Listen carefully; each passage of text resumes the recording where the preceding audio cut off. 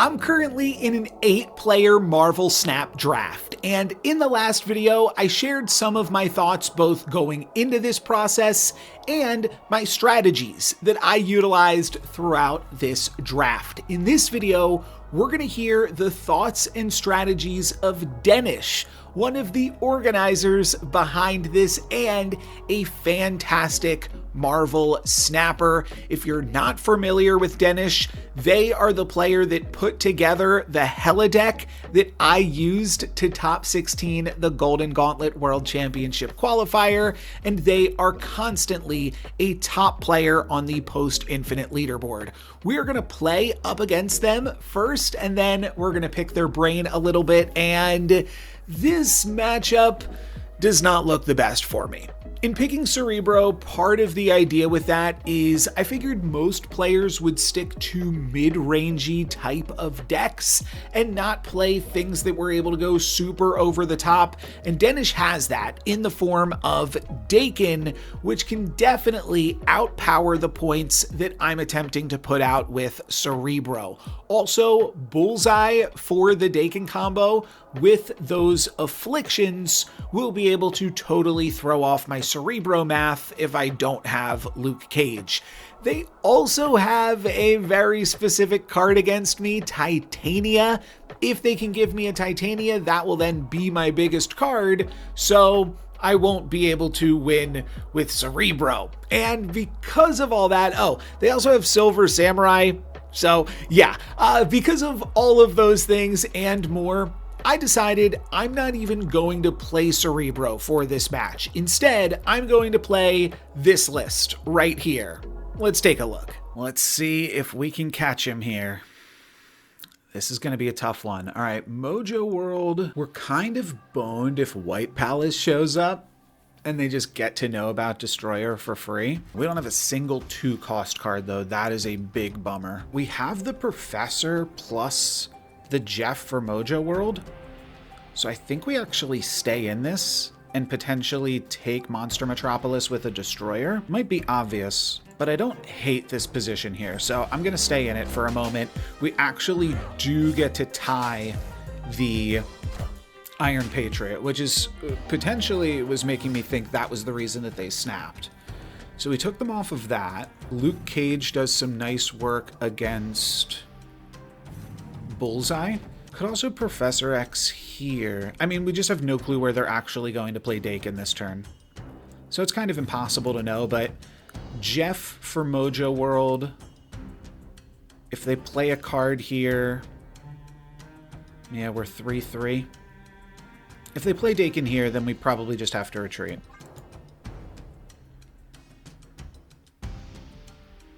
Where else would they play Dakin? Here? I think they probably will play it into Mojo World. Alright, that's Bullseye and then Firehair, but that's not Dakin. So I actually can win Mojo World here? Oh, no, I can't. What am I saying? I would have 7. Yeah, the fact that I don't have the Titania and I can't play the Jeff here.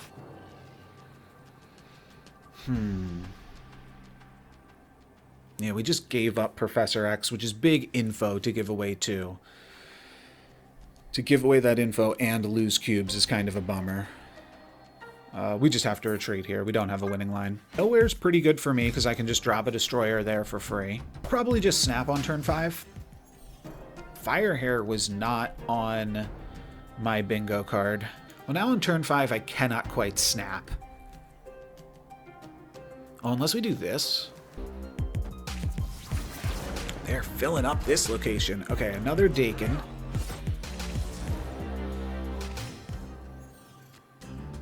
Still no Cosmo. This doesn't look great, but I wonder if I can bully them off of it. And what are they trying to do with Firehair? And does armor do anything against that? Oh, it's, yeah, Misery.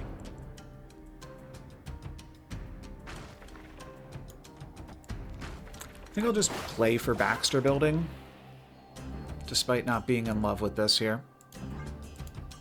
And maybe we actually do draw Professor X right now. Alright, Moon Girl gives them a second Marumasa shard, but it might be enough to snap now that they know we're playing Professor X. Problem is I don't have it. Like, I would love to play Professor X into nowhere this turn. This is cool. I've never heard this Daredevil Marvel Snap music.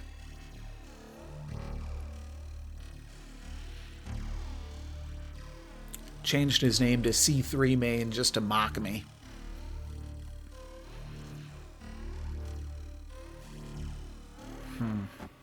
Okay, that's a lot of cards. That's a Vicky, a Titania, and a second Vicky. And this is the created one for 5. So Professor here doesn't even do it. Yeah, drew these cards in just slightly the wrong order here, which is a huge bummer. Destroyer into nowhere is like a fairly interesting play still, but I don't imagine this ever wins. They just have to play anything into Baxter Building. They can literally play the Marumasa shard here. So I'm going to retreat later, unfortunately. This would have been a great game to play Cerebro. And I did really think about keeping it in the deck still. Just felt like a lot of things have to go right for it to work. Maybe I shouldn't have retreated. Maybe I should have just assumed they would retreat here. Like, it feels obvious that I'm going to play Cerebro here, right? But I haven't snapped. Maybe they'll take that into consideration too. Nah, yeah, they just take me for a cube. Alright, well, glad to only give up a cube. This guy's got to earn us 7 cubes. That's the game plan. Get 7 cubes from a big, flashy play. Cosmo is snappable. Zenlaw gives me Luke Cage and then Dakin. Not the best hit for me.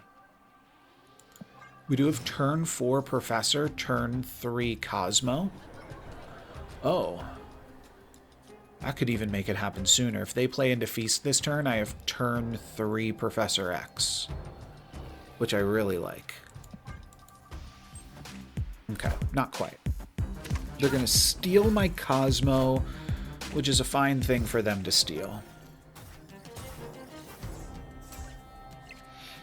I believe I snap here as I activate Jenny and slam down a Cosmo. Slam down a Cosmo is funny. I'm probably following this up with a Professor here.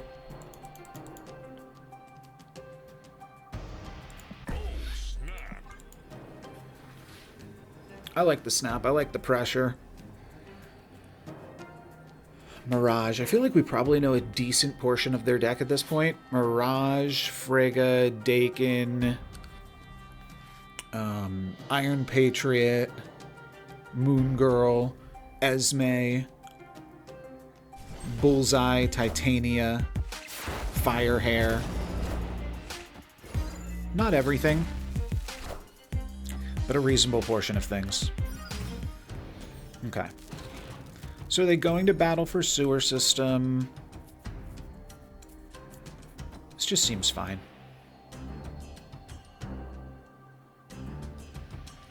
We'll let them have the sewer system. We'll battle big with Destroyer and Zenlaw.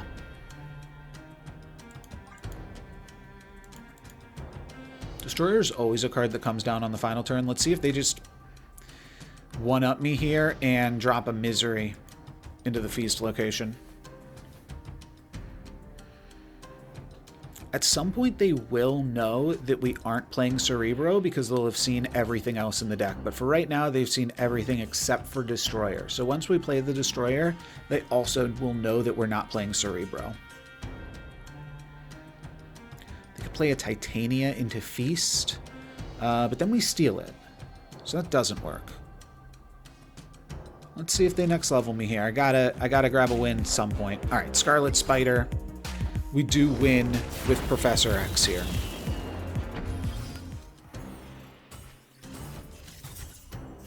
So now the plan is probably to Destroyer in this location, but we do want to think about our other options. For now, we could Valkyrie here.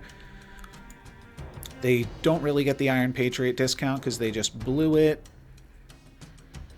This will still have 5 power because it's being pumped up by Victoria. Does feel like I should probably just battle for this location. They have Prio, so if they like Misery or something this turn, that's not great for me, but I don't even think that that's great for them. I think I'll Valkyrie's like no points. Maybe I haven't played Armor yet. I think I have, though. But I'll do this.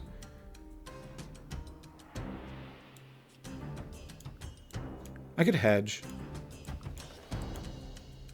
Sure. Oh, wait. Oh, I had 2 more energy. Wow, I could have even played something else on top of this. That's crazy.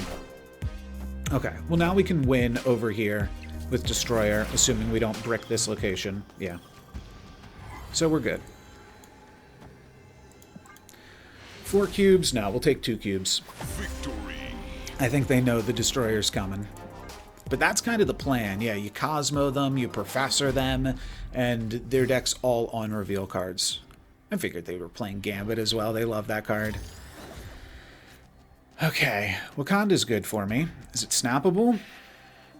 Potentially. We'll see what location number 2 holds. Agony. I think I know 11 or 12 cards in their deck at this point. They could play a Dakin this turn, but if they don't, we're going to Cosmo them. Yeah, they're going to play a turn 2 Dakin, turn 3 Frigga. So how can we counter that? Well, we've got to start trying to get Professor X online here. Yeah. This is Dakin to Frigga. I could have played Cosmo here, but then they would have just dodged it. Like, sure, they can play Frigga here now, but there's not much I can do about that regardless. Ooh, Astral Plane, eh? Huh. I wouldn't mind a second copy of Cosmo or Valkyrie. Professor X, awkward. Destroyer, awkward. But we'll play over here, so that way it might not be as awkward. I'm honestly, yeah, I'm fine with any of these 3. Even if this means I lose this location, we'll figure it out. Yeah, that's the Frigga. Had to know that one was coming. What do we get? We get Valkyrie, which is cute. It's not incredible, but it's cute. And now we have to decide, are we going for a Professor X? Are they going to play into Superflow? Or we could just wait for next turn's Daredevil Sight.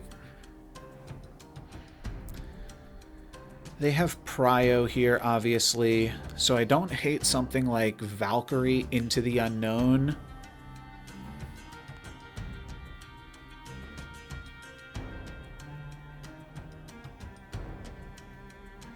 And what am I going for next turn? I'm going for Professor plus a 2 off the top. Hoping to draw, yeah, any 2-cost card. Alright. Wow, we missed. They think this is Professor. It's not. Now they have a cheap Iron Patriot card, and I probably can't hang. Though, I mean, we can just Professor and win Wakanda still. So that's fine. And then Destroyer just somehow has to be enough points, which I can't imagine it ever is. But if they don't have Bullseye, then they don't have a way to discard these Muramasa shards. And then it could be a 50-50 on the final turn. Okay. What do they got for me here? They've got a Gamora plus a second Iron Patriot somehow? Oh, because this one's from Astral Plane. I mean, yeah, this Gamora is insane. Okay, and then Makari locks me out. Yeah, at this point, they have to know that my final card's Destroyer and not Cerebro.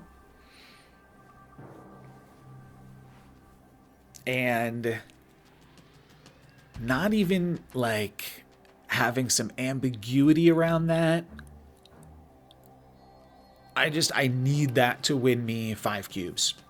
Turn to Daredevil into Nor Dimension. Nor Dimension's really good for me. We're snapping. Because we can turn the Djinns into 3 power cards. They are 3 power cards if they have Vicky Hand. And then they beat me with them. Okay, this is Mirage on Daredevil Scarlet Witch. Double Daredevil's annoying if they counter my Daredevil with theirs. Oh, Negative Zone's good for me. I can just throw a Professor there and win it with Luke Cage later. Not my Professor. Okay, thank goodness. That could have been terrible. It was still not great to lose Valkyrie. But we can beat Bullseye. Question is, do we go even? Oh, we draw the Mystique. Okay. So now I think we Professor plus Daredevil. Yeah, 1 cube's fine. Now I think we go Daredevil, Professor, and then next turn we get to go Mystique, Luke Cage into Negative Zone. We can hold on to the Luke for the final turn. What are they doing in Negative Zone? Moon Girl. Sure. We're gonna get, like, just barely enough points here with Mystique plus Luke Cage. Probably. We'll see what they play, I suppose. Oh, I can't play both of these. I was thinking they could be going for a Grandmaster. Well, we still stop Grandmaster with this. And then I'm hoping to draw Destroyer. Yeah. I mean, that's still quite good. The other option is Luke Cage plus another card off the top. Yeah, the Jenny Kale energy could have been reasonable here, but it let me play Daredevil, so I'm still content with it.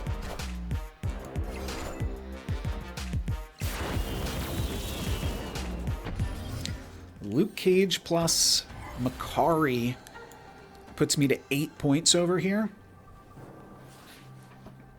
And that's the other probably best play that I can go for. I mean, it's not great, but it keeps Destroyer a hidden card, so we'll look at the bright side here.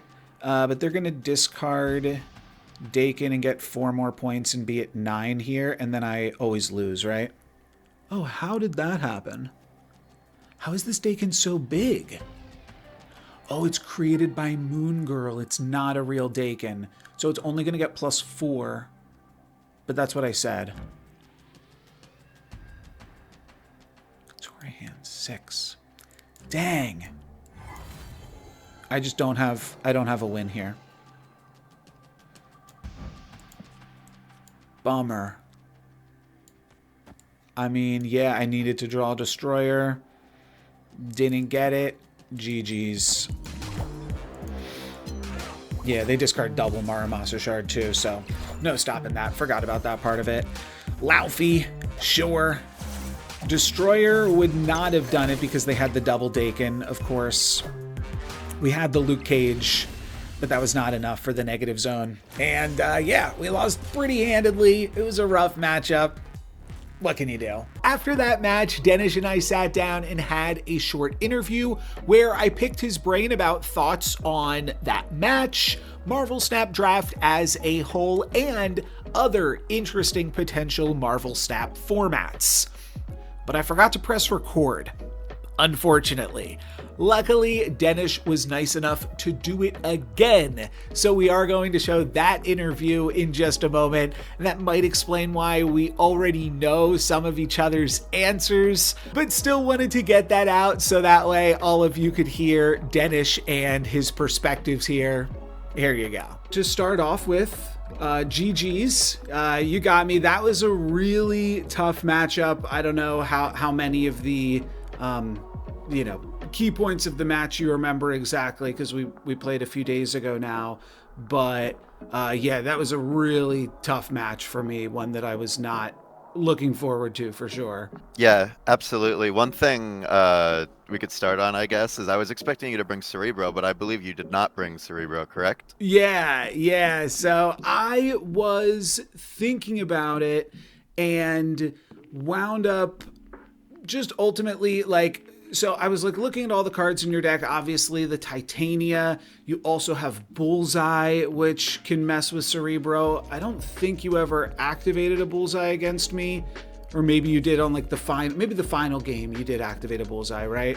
And then Silver Samurai, when I remembered that you picked that up towards the end of the draft, I was okay, I'm not even gonna bother. For a point I did have it in with Destroyer, which also never got to show you, but that was a different silly way to potentially go over the top.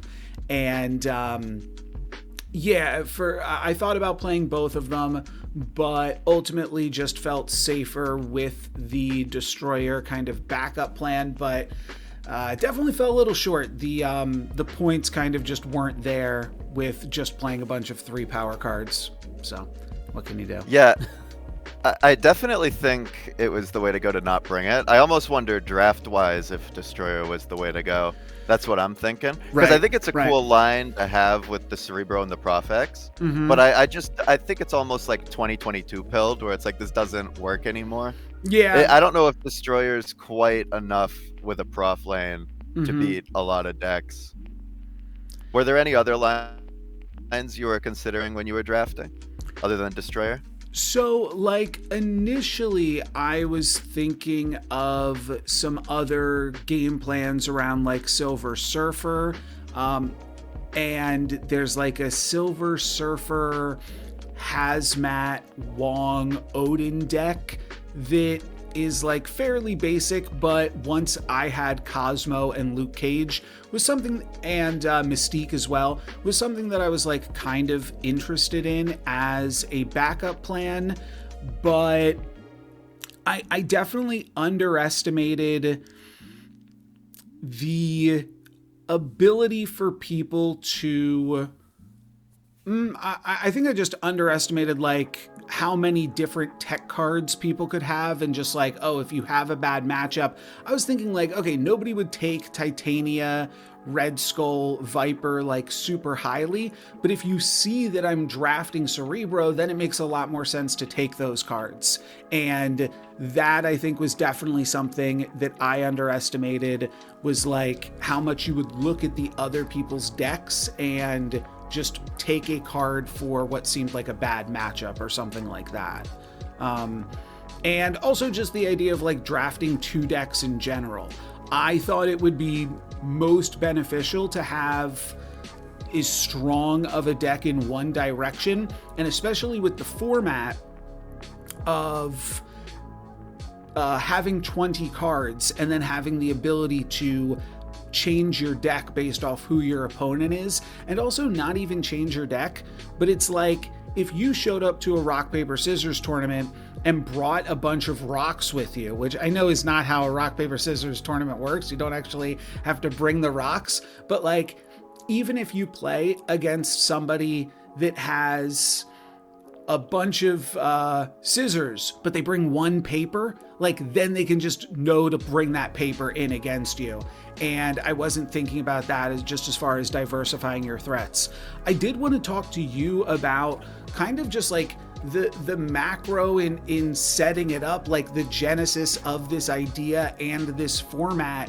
While I have you here, I think that would be another great thing to start with. So tell me a little bit about that. You mean the tournament in general? Yeah, the draft format? Mm-hmm.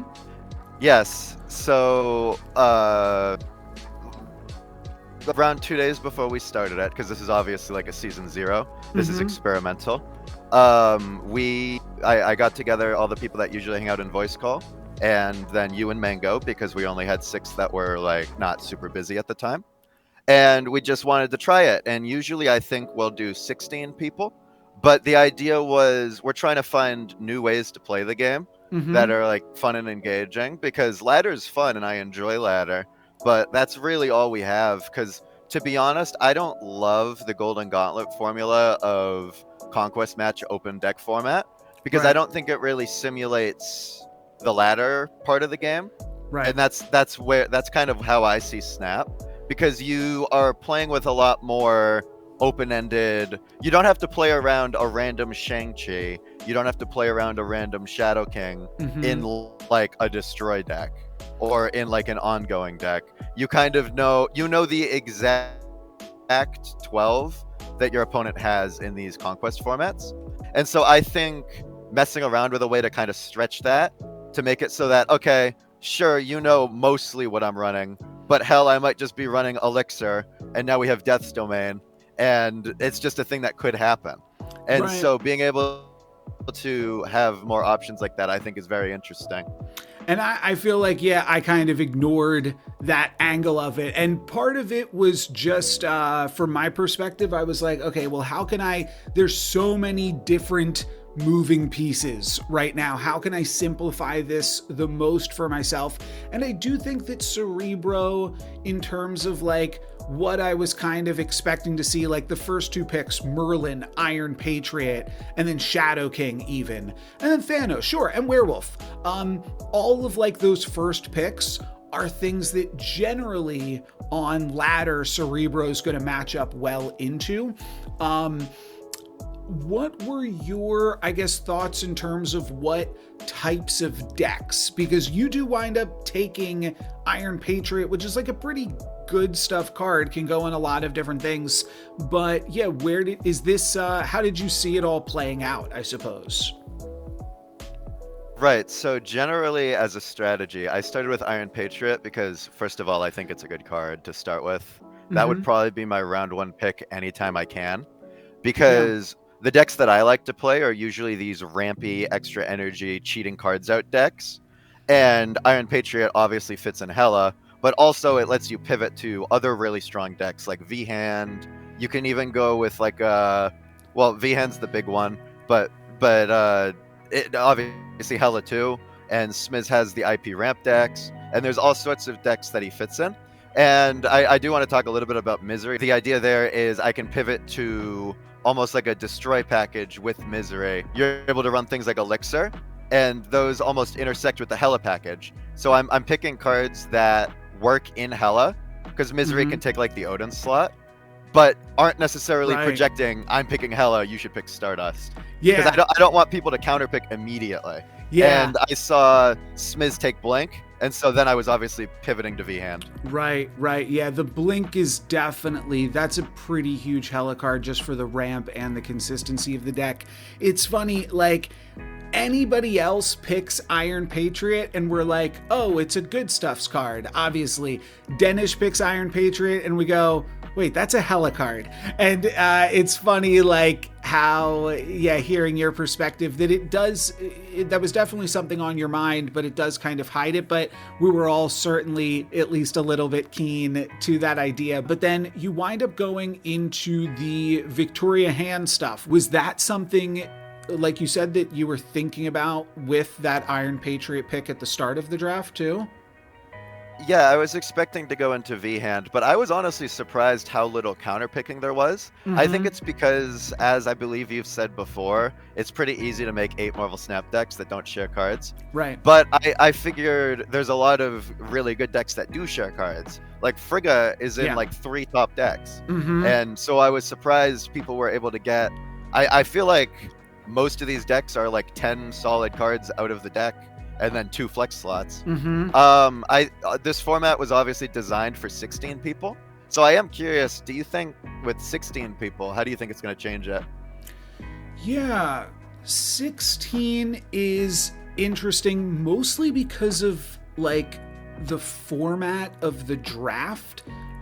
Right now we had the, snake draft. It goes 1 through 8 and then back around and just kind of keeps looping.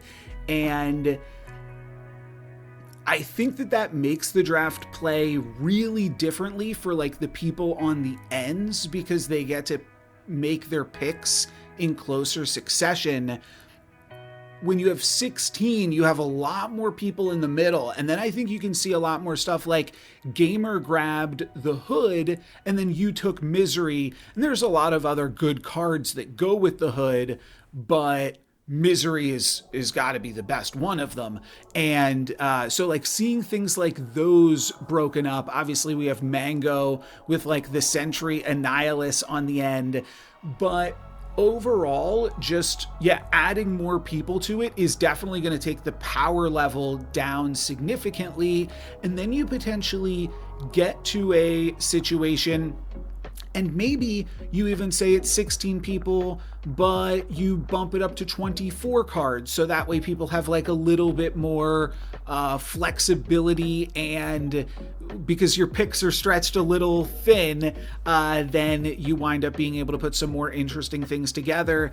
And that, I think, what is also really cool about that is you get more into like wilder cards. You say I'm channeling 2022, but that's also like kind of the point of the draft too, right? To like make people play with some forgotten cards. Silver Samurai, Destroyer, Elixir at the end of our 2 draft pools there are like cool cards that we wouldn't otherwise be playing with. And I think that makes this a much more interesting experience too.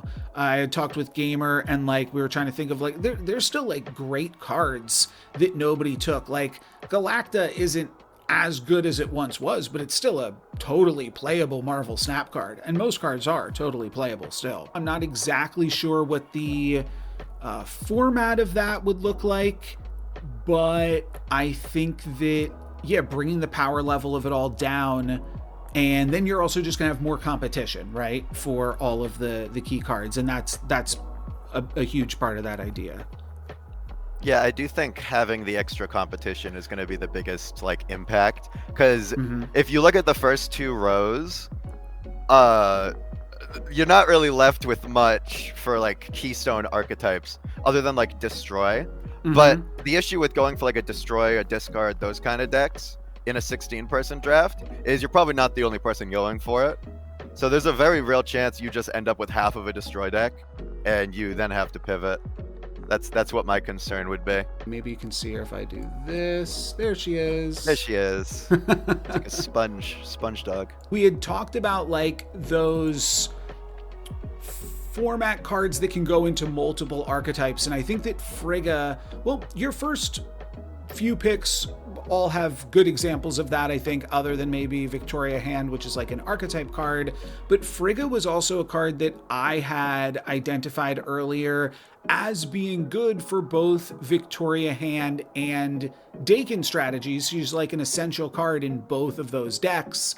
What I don't think I was close to clocking, though, the idea of taking Frigga and Victoria Hand and Dakin, like to actually use a card viable in multiple archetypes and then play both of those archetypes is something that was not on my radar. So tell me a little bit about that decision maybe.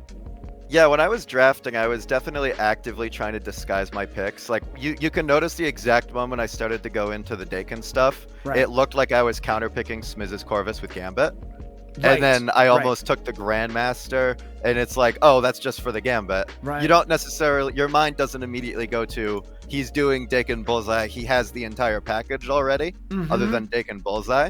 And no one's going to take Bullseye from you once you take Dakin, because what are they going to do with that? And so I think that pick order in that way is also really, really cool. Huge. Yeah, that was really come how you set that all up. And even the Moon Girl, right, that's another card that I personally play in Dakin Bullseye sometimes. Esme, if it's like a combo deck, being able to dig for your combo card is a really cool way to sequence that. And I also think it's interesting to talk about with you. I brought up the idea of like your position in the snake draft.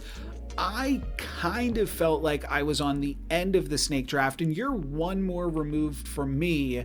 So we had talked a little bit about how just how that impacted your ability to draft, and I feel like you felt more or less like you were also on the end, but feel free to speak to that as well.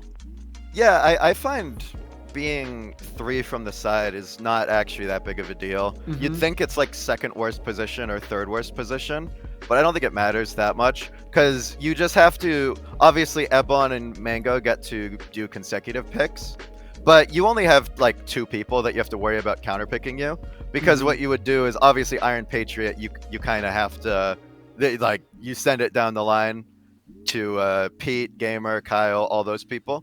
But then you almost get these couplet picks where it's Right. like, okay, Misery V hand, and the only people who can get V hand before you get Misery, I mean the other way around, you know what I mean? Mm-hmm. V hand before you get Misery is you and Ebon, and so I actually don't think it's that big of a deal, because it's almost like you are on the end, but the only people I had that could take it from me were the Cerebro player who doesn't want it, except for, I guess, Bastion, but to be honest, I don't even own Bastion, so I wasn't planning on taking that one. And Ebon, who is on eventually Wave Surfer, which, like, what's he gonna do? He's not gonna take any of my cards. Yeah. Maybe Dakin, but like, so I don't think it mattered that much. It was basically like I was on the end at a point. I guess That's interesting. Yeah. Another way to look at it is almost, I think we potentially helped you there by I mean, Ebon's not as pigeonholed, but like me pigeonholing myself definitely allowed you to feel less like you were in the middle and more like you were on the end, because you know the subset of cards that I'm potentially looking at, right? I was definitely picking some of my cards with you in mind. The Sentinel, the Bastion were both like slightly higher picks for me because of the idea that you could take them. But I'm also contending with like that whole block of 12 picks coming around before it gets back to me. So it feels a lot different. Yeah, I do think the long stretch, the length of the long stretch also matters a lot. Because like Ebon can pick Zombie Scarlet Witch, and if that was, obviously he followed up with Legion, but because he didn't follow it up like a Horde or anything, if somebody just wanted to take like Horde plus Giant Man, then that Zombie Scarlet Witch is basically useless now. Like it still plays for decent stats, but you can't get any of the synergy package. And I think especially once you start adding people, that's more likely to happen, especially since everyone else is getting 2 picks before you get another one. It's so tough because while at the same time, like, who's really going to pick up Horde plus Zombie Giant Man knowing that they don't have access to Zombie Scarlet Witch too? And the big thing there is like, you don't want to hurt yourself just to mess with somebody else, really. And we had also discussed a little bit on the idea of like bans and having some element of that come into play, so that way there was an element of being able to mess with other people without hurting yourself. But ultimately it felt like there wasn't like a great way to get that done either.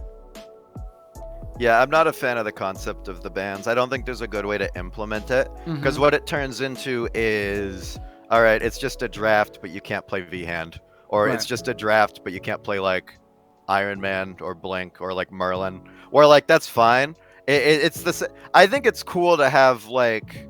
Right, like if people do the bans up at the top, you're saying, right? Yeah, of course. Yeah, if the bans are up at the top, then it just, like, lowers the power level down. And we banned RSM, but that makes a lot of sense because it kind of... disregards the entire draft format, and otherwise nothing else is like really that significant of a power outlier that it needs to get reined in, right? Yeah, I think there's actually a couple that are like borderline that we kept in. Kang is one of them. What do you think about the Kang pick? Yeah, Kang is, you're right. It is actually pretty good for this format. And there's also like some interesting things with Thanos and Agamotto that I've seen be really good in draft formats in the past. I think that Thanos isn't quite where he used to be, right? But yeah, Kang is kind of something that maybe gets to shine a little bit in here because it's not going to give you like the same consistency potentially that an RSM or a Thanos might, but at the same time it does. Like if you're just playing good stuff, Kang is really good. Now, if you're playing Silver Surfer, then Kang is decreasing your chances to draw Silver Surfer. So it can kind of go both ways. And I think for this format, where there was only 8 of us and we were able to draft pretty good decks, I don't think Kang was an issue. 16 people, you might want to add a few more cards to the ban list though. Yeah, another one I was looking at was Loki. I picked Loki really, really early, thinking that it would be strong. But I've played 3 matches so far at this point. I've played against you, I've played against Gamer, and I've played against Heart of the Cards. And sure. I haven't felt the need to bring Loki to any of them except Heart of the Cards. And that's the only one I lost. Okay. So I'm actually not, like, I thought he would be a lot better. I think it's because there's so many synergies that people are actually drafting. Yeah. And I wonder if once you start adding people and removing those synergies, at what point does Loki actually become strong? Yeah. I don't think with this current draft he actually is. Yeah, I agree with that. Where Loki is going to shine the most is when people are playing just like generic good stuff cards like Galacta and yeah, not really relying on the synergies as much. I could see Loki making a potential ban list in the future too. Loki's a card that gets banned in a lot of like custom format weird rule set thing. So yeah, I thought that was a pretty good pick as well. One thing that I don't think that I mentioned anywhere here, because we were all in a voice call doing this draft, I suggested Silver Samurai to you, kind of like as a joke. I was like, in my mind, I'm like, okay, well, if you suggest bad cards and people take that seriously and then draft the cards, because you were like, oh, what ways can I find to deal with Man Spider? And I'm like, oh, you could go Silver Samurai. It lets you discard your Marumasa shard. And then you took it, and then I realized it's really, really good against Cerebro, and I felt really silly. Yeah, I did think that was funny. I as soon as you said it, I think I said, oh, and I hit Cerebro too, and then I took it. Yeah. And yeah, that was immediate backfire. Cards that have really clear counters, you almost don't need to worry about it, because if they have the counter, you just don't bring it. It's the same thing with like Zola. I'm not going to bring Dakin Zola into Gamer because he has Stardust. And he should know that, but he still has to bring it. Yeah, so there do become a little bit of mind games with that kind of stuff. Like, okay, you have this card, so I'm not going to bring that, so then you don't actually have to bring that card. And I was even kind of worried about that in my matchup against you, is like, okay, maybe I kept thinking, and you'll hear it if you watch the video of our games, but my like main thing was I needed to play Destroyer at some point, and I needed it to get me 6 cubes. Like, that's my only way that I can win, is if I play a card and it also surprises you. And I figured, okay, maybe I can do that once, but I definitely can't do it twice. And I was iffy on the idea that I could even do it once. So yeah, that's definitely an interesting part about the open but not quite open deck list format. It's fun. It's cool. That's exactly what I'm trying to get out of it, to be honest. That's like the ladder experience almost. That's how you do great on ladder, is you just have surprises that they can't see coming and you win big cubes. I think I've heard you talk about that before. Yeah. Yeah, I think that is... Like Legion. You probably talked about it in regards to Legion, right? Like, it's just because you were the one that like put that card in Hela. And then now it just feels like a Hela card. It feels like a ramp card, and it makes a lot of sense in those decks. But when you're not expecting it, and it's a card that can win 8 cubes, it is insanely powerful. Yeah, and to get into almost the ramp deck building outside of the draft, it's even getting replaced now, not Legion replaced, but like the role that he's playing with Infinity Ultron. Because even when Infinity Ultron's face up on the board, you don't know what stones they have. Great point. And so you're able to, as the Ultron player, kind of abuse the stones. Because as long as you can get value out of like 4 of them, then I mean, you're getting the cube value. And so that's why I think like even like Kang does it as well. I love that part of the game. And that's definitely what I would want to see brought forward in tournament formats. Yeah. But it's really hard to manage that because decks get leaked, and then it's like, you know, you at a well, the next tournament they got coming up, they even banned RSM, which you might, I'm not sure if you're an RSM supporter or not. I'm a big RSM fan. I love them. I understand that that might be a bridge too far in terms of the asymmetrical information there, but I just, not even from a power level perspective, I was big on RSM like day -14. You know what I mean? Like I've been a huge RSM believer since the jump, and a huge part of that for me is just being able to play with different cards every single game, and finding a lot of fun in that. But I can understand the detractors though too. At the same time, I'm a reasonable person. I feel like overall it's the event's gone pretty well. I'm excited to do a more public one with 16 people. It'll still probably be invitational because this just feels like a pain to do. Like that's like an open format. This sounds awful to manage. Yeah, but yeah. We've definitely got a couple other things we want to try. One thing I'd love to hear your opinion on that me and Smiz were talking about is almost like a white elephant format where people bring their own decks, and we were going to do this over the holidays. And the idea is you kind of bring a deck. Obviously, they're going to be moderated, so you can't just bring 6 drops. But also, yeah, like you think of it's almost like you could make like just a troll deck and just put in like the worst cards. Yeah, just playing all 6 drops is definitely one way to do it. So you would probably have like, I don't know how you'd get something like that moderated where, like, even if it's not 6 drops, it's like, okay, like I'm only allowed to play 2 6 drops. Okay, so I'm playing Agatha Destroyer, and then like figure out like the rest from there, you know? Yeah, that's what we're trying to figure out right now. A couple ideas we've had, and I'd love to hear your thoughts, are we were going to do like an average curve roll, but we found that the issue with that is people just go 6 6 6 0 0, and then it fixes it. Yeah. So another idea was we have either 2 or 3 moderators, and every deck gets sent to the moderators, and they can just turn stuff back and tell them to fix it. Where it's almost like not like honor system, but enforced honor system, where it's you literally can't submit it if it's too ridiculous. The only issue then is there's a little bit of bias there, but I think that would be worth it to fix the experience from playing Yellow Jacket Wasp Destroyer. What if there was something where like you did trade decks, but you also played your own deck? So like what if it's like a best of 2 conquest format? You play against someone and then you switch decks and play them again.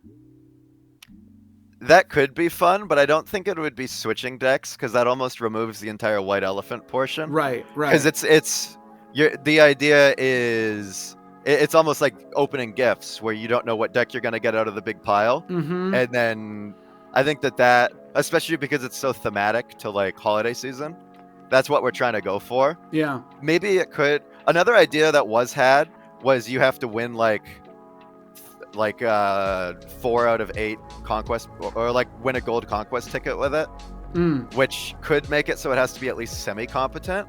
But I don't know. That just sounds like a lot of work. I see. In order for something to be submittable, you have to first prove that you've used it. That's interesting. Yeah. Yeah, that provides like a generic bar for entry in a fair way. I do like that. About a year ago, I did the One Trick Invitational, and that was a lot of fun. Yeah, that I And thought was also a really cool just idea. For people that don't know about it, I don't know the exact participants, but was it 8 participants for that? And it was 8 people that were all like known for a dedicated archetype, one trick players that getting them all together, making them play their one trick and then seeing which one came out on top, which I thought was a really cute idea.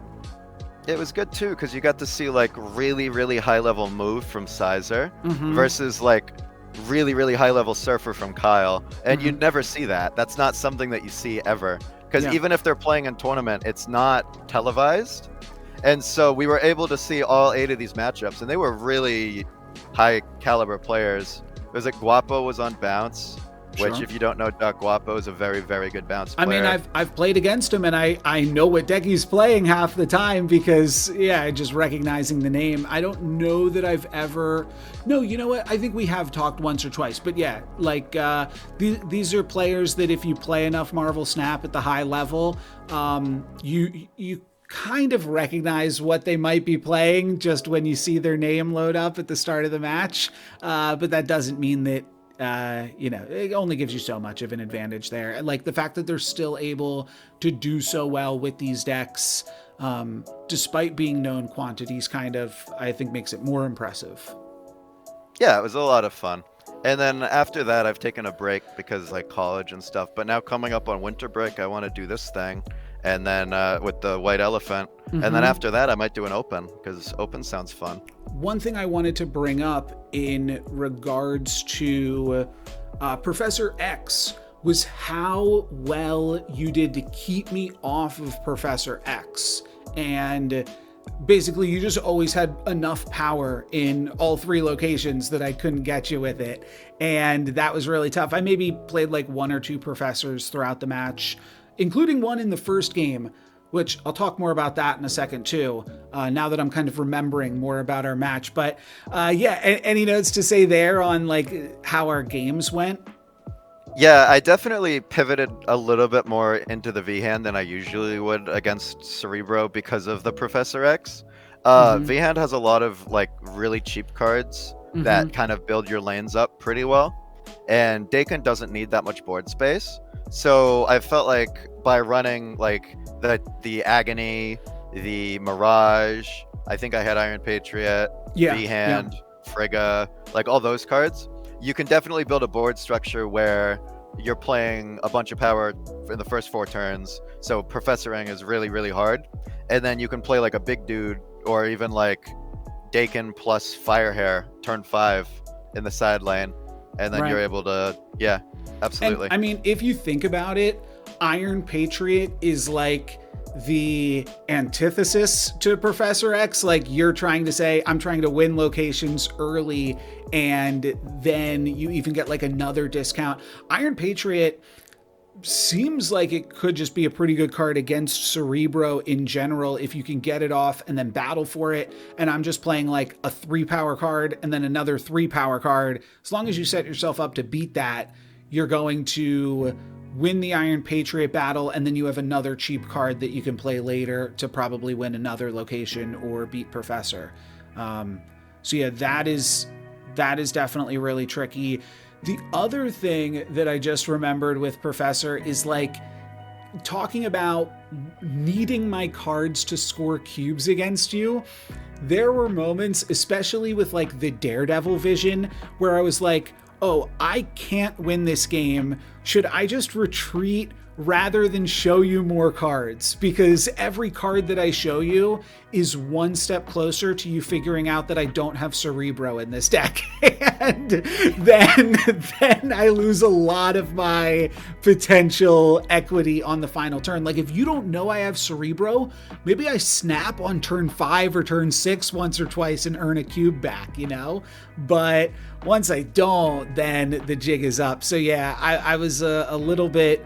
and I think you said I only showed you 10 cards in my deck. Yes. You didn't see Maybe you never saw Mystique, right? Correct. I never saw Mystique, but I kind of assumed you had it. Yeah.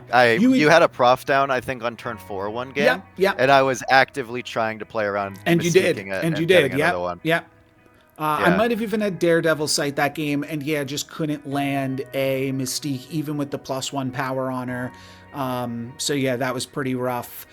And couldn't get it done. So you played very well in our games, and it was a very good matchup as well.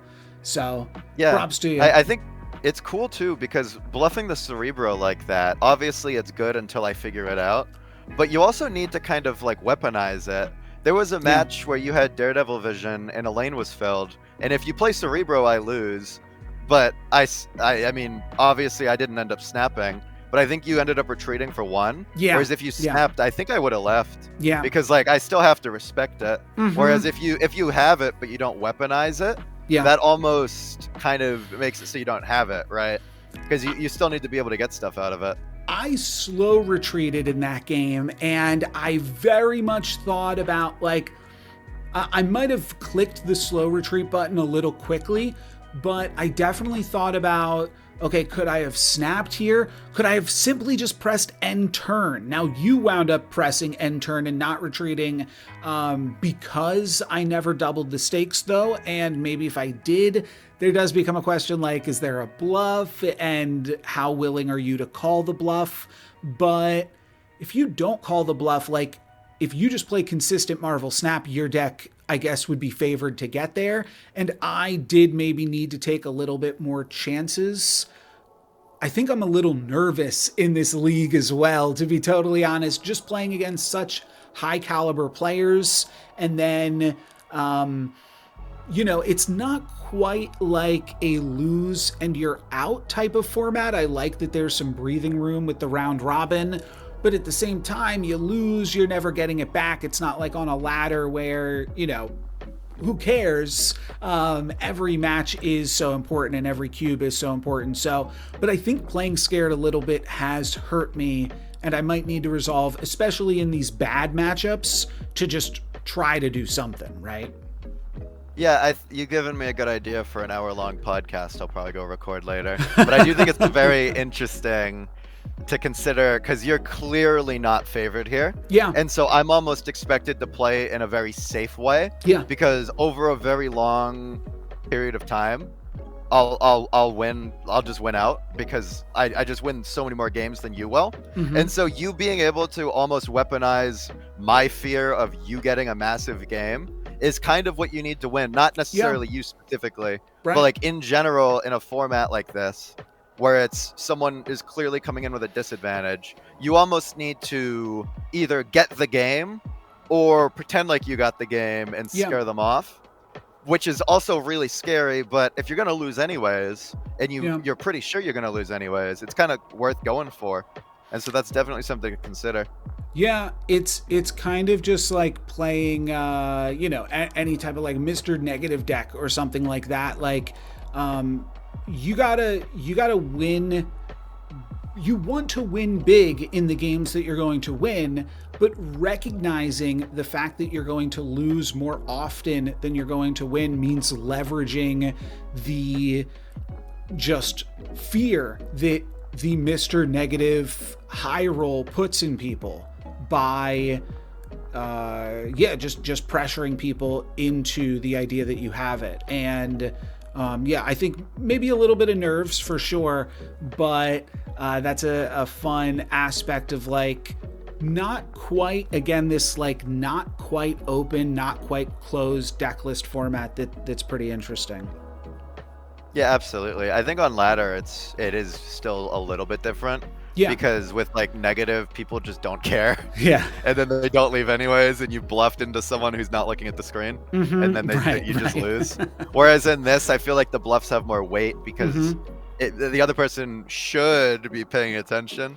Yeah. I think it's cool. It almost elevates the mind game portion with the snapping and the retreating. For sure. I think that there's different, almost, I don't want to call it like modes of Marvel Snap, but when you don't know how much respect to put on your opponent, the game can play out a little bit differently. And when you can actually know to respect your opponent, that doesn't just make the game harder, it just adds a lot more texture to the game where, like, you can't bluff somebody that doesn't know what a hit is and doesn't know what a bad hit is. But when you know at least at a baseline that they can recognize that, you can add in a lot more of a layer for mind games that maybe I should start to pay a little bit more attention to for my next few matchups here.